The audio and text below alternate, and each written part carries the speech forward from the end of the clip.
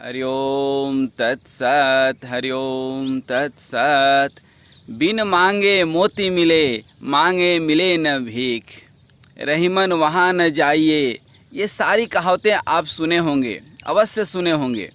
आज हमारी चर्चा की विषय है कि ऐसा कौन प्राणी है जो भगवान को नहीं चाहता है, और हजारों नहीं, लाखों नहीं, करोड़ों नहीं, अरबों लोग भगवान को किसी न किसी रूप में प्राप्त करना चाहते हैं, भगवान को अनुभव करना चाहते हैं और भगवत प्राप्ति चाहते हैं। लेकिन हर व्यक्ति क्यों नहीं प्राप्त कर पाता है, और सबसे बड़ी बाधा क्या है? भगवत प्राप्ति में सबसे बड़ी बाधा क्या है? ऐसे तो यह संसार है, अनेक बाधाएं हैं। इन बाधाओं को कहीं न कहीं व्यक्ति कोशिश करता है, खास करके वह व्यक्ति जो आध्यात्मिक जगत में प्रवेश करना चाहता है। लेकिन आध्यात्मिक जगत में प्रवेश करने के बावजूद भी अनेकों लोग वंचित रह जाते हैं। सबसे बड़ी बाधा क्या है? तो आज हम उसकी चर्चा करेंगे। जैसा कि हमने पहले ही बताया, बिन मांगे मोती मिले, मांगे मिले न भीख। इस आध्यात्मिक जगत में, इस संसार ही नहीं, संपूर्ण ब्रह्मांड के जो परमपिता परमेश्वर हैं, उनसे क्या मांगना? व्यक्ति यहीं पर चूक जाता है। जो मांगने की आदत है ना हमारी हर इंसान की, यही कहीं न कहीं भगवत प्राप्ति में सबसे बड़ी बाधा है। यह जानते हुए कि हम यदि भगवान से प्रेम करते हैं तो परमपिता परमात्मा हमारी हर एक ज़रूरत को बखूबी पूरा करेंगे। और ठीक उसी तरह से जैसे कभी हम बीमार पड़ते हैं तो डॉक्टर हमें वही देता है जो हमें ज़रूरत है, बिना मांगे भी वो वही दवा देगा। और आप कितना भी मांग लें, लेकिन ऐसा आपको वह कुछ नहीं देगा जिससे कि आपका स्वास्थ्य और बिगड़ जाए। घर में छोटे बच्चे बहुत कुछ डिमांड करते हैं, बहुत कुछ मांगते हैं, लेकिन एक माता पिता उसको वह सब कुछ नहीं देते हैं जो उसके लिए अनावश्यक हो। हाँ, वह सब कुछ देते हैं जो उसके लिए आवश्यक हो। बस यही विश्वास हमें परमात्मा पे भी होनी चाहिए। यदि परमपिता परमात्मा पे यह विश्वास हो जाए कि हमारी हर ज़रूरत को वह पूरा करेगा, स्वयं करेगा, तो हमारी धीरे धीरे मांगने की आदत छूट जाए। लेकिन ऐसा होता नहीं है। अनेकों लोग मैं देखता हूँ, और कहीं न कहीं यह मेरे में भी था पहले, कि हे भगवान, हमारा ये काम हो जाए तो हम मिठाई चढ़ा देंगे, हम सुंदरकांड पढ़ लेंगे, हम फलाना मंदिर चले जाएंगे, हम वैष्णो देवी चले जाएंगे, हम फलाने शंकर भगवान का दर्शन करने चले जाएंगे, बस मेरा ये काम हो जाए। बस ये मांगने वाला व्यक्ति ही तो भिखारी है, मांगने वाला तो दीनहीन ही होता है, देने वाला बड़ा होता है। तो हम लोग देने वाला कब बनेंगे? अब आप पूछेंगे कि हमारे पास देने के लिए है ही क्या? ये सारा सृष्टि तो ब्रह्मा की है, जैसी दृष्टि वैसी सृष्टि। यह सारी सृष्टि यदि ब्रह्मा की ही है तो ये सब तो भगवान की ही है। यदि हम कुछ दे भी रहे तो वो भी भगवान का ही है, कुछ मांग रहे हैं तो वह भी भगवान का ही है। तो मांगने में बुरा क्या है? तो मांगने में बुरा सिर्फ इतना सा है कि हमें मांगने की आदत पड़ जाती है, और मांगने वाला व्यक्ति हमेशा भिखारी होता है, और आध्यात्मिक जगत में जीवन जीने वाला व्यक्ति हमेशा राजा होता है। इसीलिए तो राजयोग की परंपरा स्वामी विवेकानंद ने शुरू किया। जो मांगने की आदत पड़ गई वो कभी संत नहीं बन सकता है, और जब संत नहीं बनेगा तो समस्याओं का अंत नहीं होगा, और जब तक समस्याओं का अंत नहीं होगा तब तक वह संसार में उलझा हुआ रहेगा। ये तो बहुत ही अच्छी बात है कि व्यक्ति को पूर्व जन्म की बातें याद नहीं रहती हैं। नहीं तो यदि थोड़ा सा पूर्व जन्म में जा कर के देखे, यदि ऐसी कोई विज्ञान के पास व्यवस्था होती, आध्यात्मिक जगत में यह व्यवस्था है, लेकिन हर आदमी इसको जो है प्रयोग नहीं कर पाता है, और हर आदमी से संभव भी नहीं है। लेकिन यदि यह प्रयोग हो जाए, व्यक्ति अपने पूर्व जन्म में जा कर के देखे, तो जो आज वह चीज़ मांग रहा है, इससे भी बड़ी बड़ी चीज़ें उसको पहले अनेकों बार मिल चुकी हैं। चाहे वह पद की प्राप्ति हो, चाहे धन की प्राप्ति हो, या पत्नी की हो, या पुरुष की हो, पुत्र की हो, अनेकों बार प्राप्ति हो चुकी है। और अंततो गत्वा हुआ क्या? कुछ नहीं। अंततो गत्वा क्या मिला? कुछ नहीं। तो ये जो मांगने की आदत है, इसी से हम कहीं ना कहीं चूक जाते हैं। आप श्री रामचरितमानस पढ़े होंगे, रामायण पढ़े होंगे, देखे होंगे। आप देखिए उसमें जितने भी चरित्र हैं और यहाँ नहीं, आप किसी भी साधु महात्मा और यहाँ तक कि किसी का भी आप नाम ले लें, आप देखेंगे कि कहीं ना कहीं बहुत बड़े बड़े महात्मा चूक गए, और सिर्फ इसलिए कि उनकी मांग में क्या था, हमें मोक्ष मिल जाए। कहीं ना कहीं मोक्ष प्राप्ति की भी यदि आपके अंदर इच्छा आ गई, प्राप्ति का नाम ही इच्छा है, और मोक्ष प्राप्ति की भी इच्छा तो मांग ही है। आप भगवान से यदि आशीर्वाद मांग रहे हैं, और आज के लोगों की विडंबना देखिए, आज के लोग किसी भी संत महात्मा के पास जाते हैं तो एक चीज़ ज़रूर मांगते हैं, और वो बोलते हैं कि हे भगवान, हे महात्मा जी, हे संत महात्मा, आप हमारे ऊपर आशीर्वाद बनाए रखिए। मतलब साधना करें संत और हमारे लिए आशीर्वाद दें, मतलब मेहनत वो करें और हमें उसके फलस्वरूप आशीर्वाद दे दे। यह वस्तुतः जो है इच्छाओं की पूर्ति ही आशीर्वाद है। आप चाहते हैं कि आशीर्वाद मिल करके जो है किसी न किसी रूप में हमें जो है वह वस्तु मिल जाए, कहीं ना कहीं एक इच्छा जो है, जबकि आशीर्वाद इच्छाओं की पूर्ति नहीं, इच्छाओं की निवृत्ति है। जब भगवान की आशीर्वाद होगी तो इच्छाएं शांत हो जाएंगी, शांति की इच्छा नहीं होगी, इच्छाएं शांत हो जाएंगी। ये सब भगवान की स्वयं कृपा होगी, आपको मांगने की ज़रूरत नहीं है। भगवान से तो आपको सिर्फ और सिर्फ क्या देना है, आपको प्रेम देना है। आपको प्रेम होना चाहिए, जिससे आप बहुत अति प्रेम करते हैं, उसकी आवश्यकताओं को देख करके आप आंख बंद नहीं कर सकते हैं, यथासंभव आप पूर्ति करते हैं। तो जब आप परमपिता परमात्मा से एकाकार हो जाएंगे, जब प्रेम कर लेंगे, तो वह तो अति प्रेमी है। भगवान तो प्रेमी, ब्रह्मांड ही प्रेम का सार है, प्रेम का सार ही ब्रह्मांड है, ऐसा कह ले। तो आपकी ज़रूरत यदि है और भगवान न दे, ऐसा हो ही नहीं सकता है। लेकिन चूँकि हमें मांगने की आदत है, फिर मांगने की आदत में हम ये नहीं समझते कि हमारे लिए क्या अच्छा है क्या बुरा है। ठीक उसी तरह जैसे एक छोटा बच्चा जो है समझ नहीं पाता है कि हमारे लिए क्या अच्छा है क्या बुरा है, लेकिन माता पिता समझते हैं। उसी तरह से भगवान भी समझते हैं कि हमारे अपने बच्चे के लिए क्या अच्छा है क्या बुरा है। आप कितना भी मांगें, आपको वही मिलेगा जो उचित होगा। तो कई बार हमारी मांग जब पूरी नहीं होती है तो हमारी विश्वास कहीं ना कहीं डुलने लगता है कि हे भगवान, हमने क्या ऐसा किया था, हमारा प्रारब्ध क्यों ऐसा था, आपने मेरे ऊपर कृपा क्यों नहीं की, हमें इतना कष्ट क्यों दिया। हमारी सकारात्मक भाव नकारात्मकता में बदलने लगती है, और यहीं से शुरू होता है हमारी अवनति, गिरने की प्रक्रिया। यदि सकारात्मक भाव हो, गीता का सार हर घर में टंगा है कि जो हुआ अच्छा हुआ, जो हो रहा है अच्छा हो रहा है, और जो होगा वह भी बहुत अच्छा होगा। बस इस भाव में यदि हम जीने लगें, लेकिन होता नहीं है। थोड़ी सी कोई घटना क्या घटती है कि हम भगवान को दोष देने लगते हैं। हाँ, ये अलग बात है कि कुछ अच्छा जीवन में घटता है तो हम भगवान को शुक्रिया अदा नहीं करते हैं, उनको जो है धन्यवाद नहीं देते हैं, लेकिन हाँ, शक जरूर कर लेते हैं। जब भगवान श्री राम अयोध्या लौट करके आए तो हनुमान जी से विदा लेते समय उन्होंने कहा कि हमने विभीषण को लंका का पद दे दिया, सुग्रीव को किष्किंधा का जो है राजपद दे दिया, अंगद को युवराज बना दिया, और जो भी मिले सबने कुछ न कुछ हमसे मांगा। हनुमान, तुम भी कुछ हमसे मांग लो। तो हनुमान जी को रहा नहीं गया, उन्होंने भी कहा कि हे भक्त वत्सल श्री राम, आपने सबको सब कुछ दिया, आपको सबने एक एक पद दिया, राजपद दिया, लेकिन हमें तो दो दो पद मिला है, और यदि आप देना चाहते हैं तो ये दोनों पद दे दीजिए मुझे। कौन सा दो पद? तो उन्होंने कहा कि आप अपने दोनों चरण पादुकाएं, चरण पद पंकज दे दीजिए, मैं इसी में खुश हूँ। तो आखिरकार उन्होंने भी मांग लिया। क्या मांगे?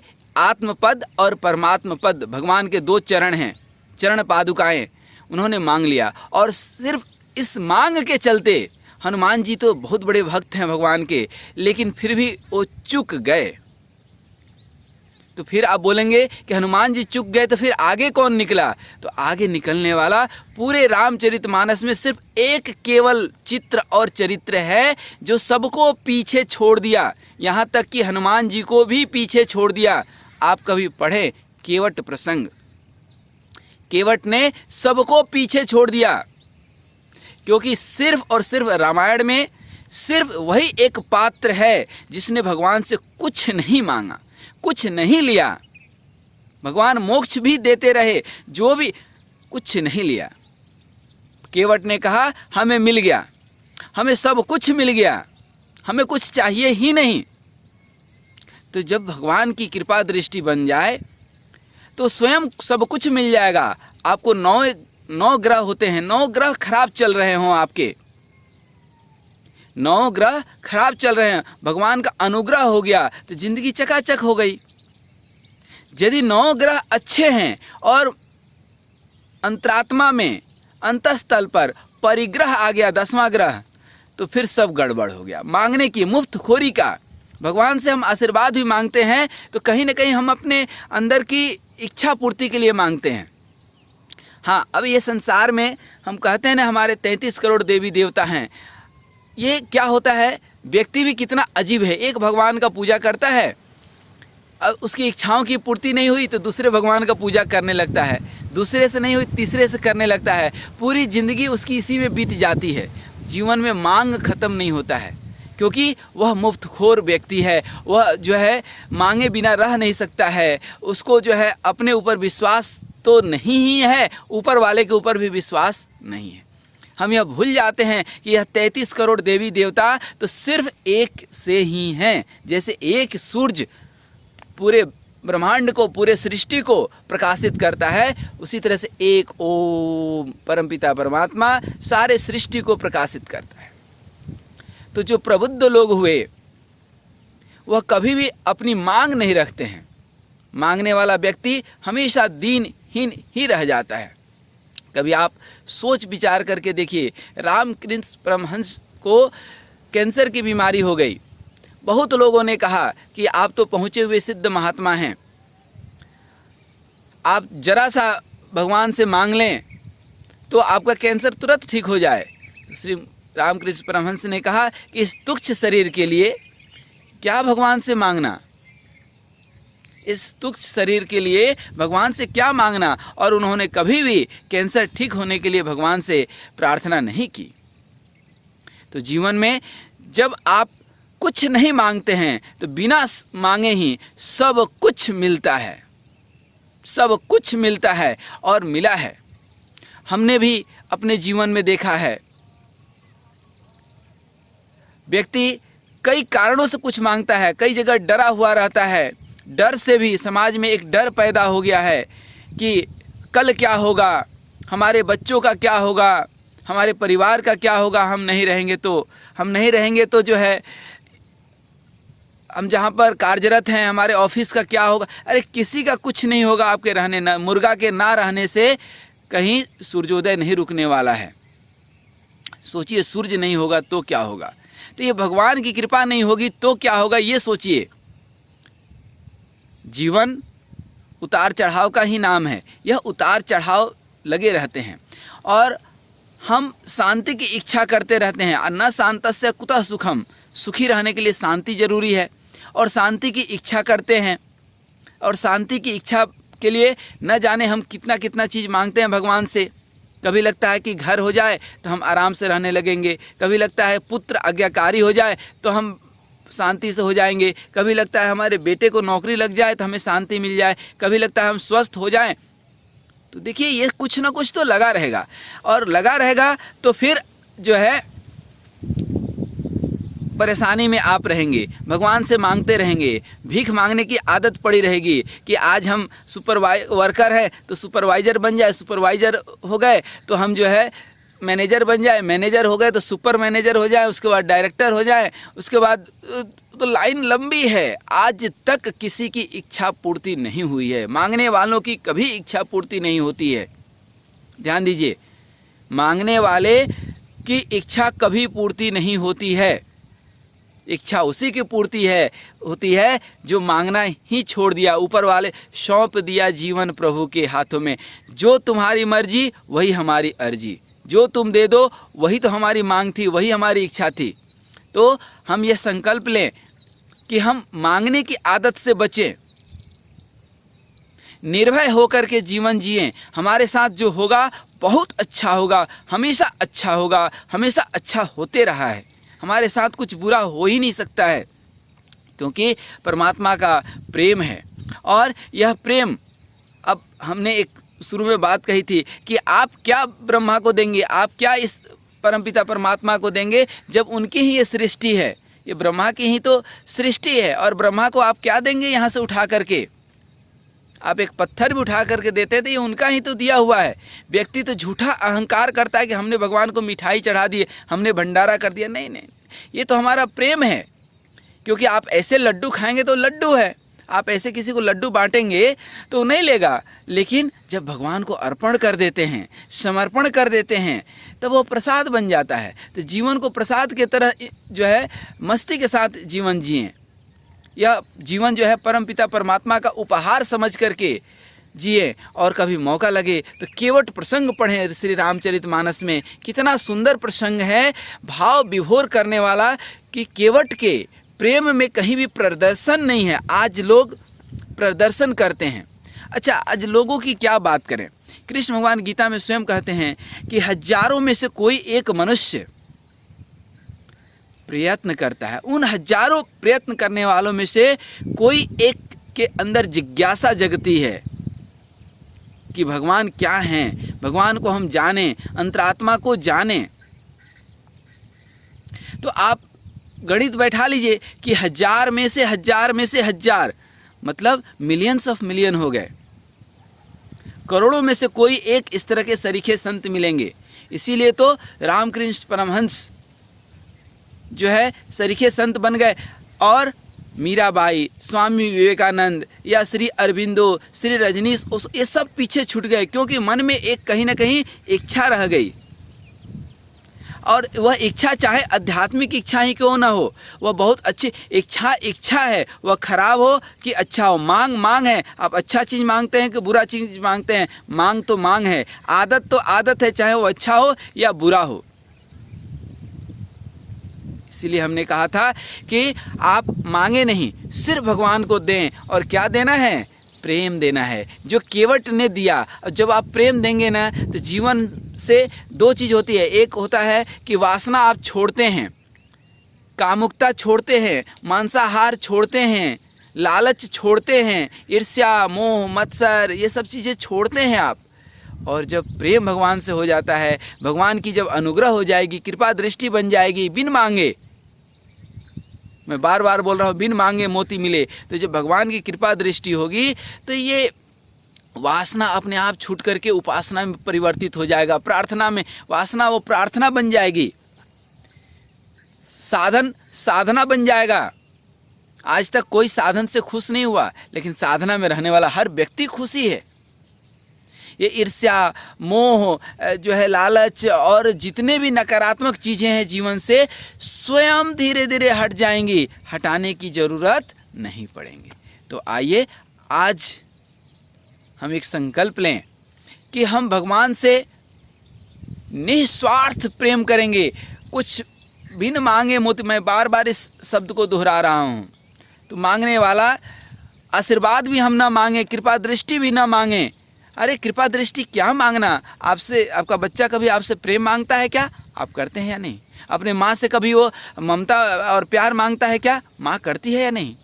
तो ये परमपिता परमात्मा जो है आपकी आवश्यकताओं को बहुत अच्छे से समझ रहा है, और वह करेगा वही जो आपके लिए उचित होगा, अच्छा होगा।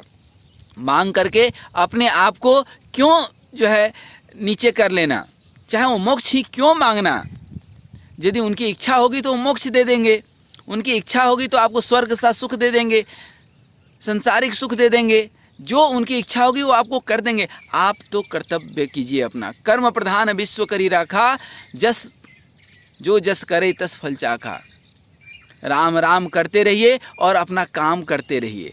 अपना काम, अपना जो है करने योग्य कर्तव्य कर्म करते रहिए मन लगा करके। बाद बाकी तो प्रभु की इच्छा है। सौंप दिया जीवन प्रभु के हाथों में, जीत उसके हाथों में, हार उसके हाथों में। हर समय सकारात्मक भाव से खुश रहने का जो है कोशिश नहीं करें, बल्कि खुश रहें। जो होगा बहुत अच्छा होगा हमारे साथ, क्योंकि हमारे साथ हमेशा परमपिता परमात्मा है। हमारे साथ हमेशा परमपिता परमात्मा है। बिन मांगे मोती मिले, मैं बार बार बोल रहा हूँ, क्योंकि आदमी क्या करता है, संसार त्यागता है तो भी उसके अंदर एक अहंकार पैदा हो जाता है कि हम तो त्यागी हैं। त्यागी बाबा अपने आप को कहलाने में जो है बहुत वो होता है, उसको अच्छा लगता है कि लोग हमें त्यागी बाबा कहें। बहुतों लोग हमारे एक परिचित हैं, उन्होंने अपना नाम ही रख लिया त्यागी बाबा, क्योंकि उन्होंने घर संसार सब त्याग दिया। तो भागना नहीं है, कुछ भी त्यागना नहीं है। गृहस्थ आश्रम सर्वोपरि है, उसमें रह करके ही भगवान की भक्ति करना है। क्योंकि ये गृहस्थ आश्रम सोचिए ना कितना अच्छा है, कितना सुंदर है कि भगवान श्री राम भी उसी गृहस्थ आश्रम में तो आए, बुद्ध उसी आश्रम में आए, कृष्ण उसी आश्रम में आए, गृहस्थ आश्रम में, महावीर उसी में आए, ठीक ना। और उसमें ही जीवन जी करके उन्होंने सफल किया। और सन्यास उन्होंने अपनाया या नहीं, जीवन में स्वयं सन्यास उतर गया, संत बन गए। और जीवन के संत मतलब क्या, जहाँ सारे समस्याओं का अंत हो गया।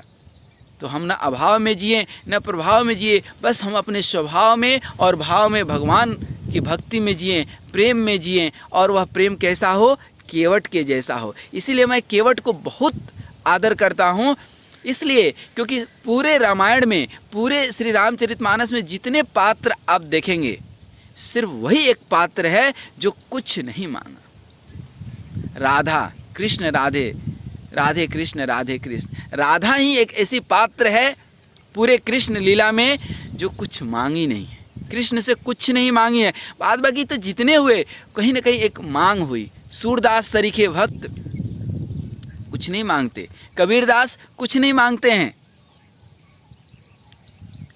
तो हम अपने जीवन में मांग करके अपने आप को छोटा और दीनहीन क्यों बनाएं। परमपिता परमात्मा ने आपको यह जीवन का बहुत बड़ा उपहार दे करके भेजा है, आपको राजा बना करके भेजा है। राजयोग में जीवन जीना चाहते हैं तो आज से मांगना छोड़िए। भगवान की कृपा दृष्टि यूं ही बनी रहेगी। भगवान को तो सिर्फ प्रेम दीजिए। कहते हैं ना, क्या लेकर आए थे क्या लेकर के जाएंगे, खाली हाथ आए हैं खाली हाथ लेकर जाएंगे। लेकिन इस प्रकृति से एक चीज़ आपको बहुत अच्छी चीज़ मिली है, वह है प्रेम। प्रेम बांटिए, और प्रेम आपके अंदर, प्रेम आप लेकर के आए थे, प्रेम बांटिए। ये सारा संसार प्रेममय जब हो जाएगा, सबसे आप प्रेम करने लगेंगे। क्योंकि हर जीव में, हर पत्थर में हम भगवान पूजते हैं, तो हर जीव में क्या भगवान नहीं है? हर जीव के अंदर भी भगवान है। पत्थर में यदि भगवान है, कण कण में शंकर है, तो हर व्यक्ति के हृदय में भी वही शंकर है।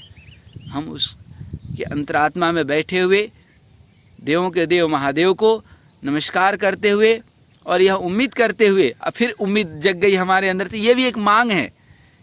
और यह उम्मीद इसलिए है कि मैं चाहता हूँ कि हर व्यक्ति सुखी रहे। कहीं ना कहीं सर्वे भवन्तु सुखिनः हम लोग सोचते तो हैं, लेकिन उसको कहीं ना कहीं जीवन में नहीं उतार पाते हैं। व्यक्ति दुखी इसलिए नहीं है कि उसके जीवन में दुख है, नहीं, वह इसलिए दुखी है क्योंकि सिर्फ अपना सुख सोचता है। यदि हम सबका सुख सोचेंगे तो हम स्वयं सुखी हो जाएंगे।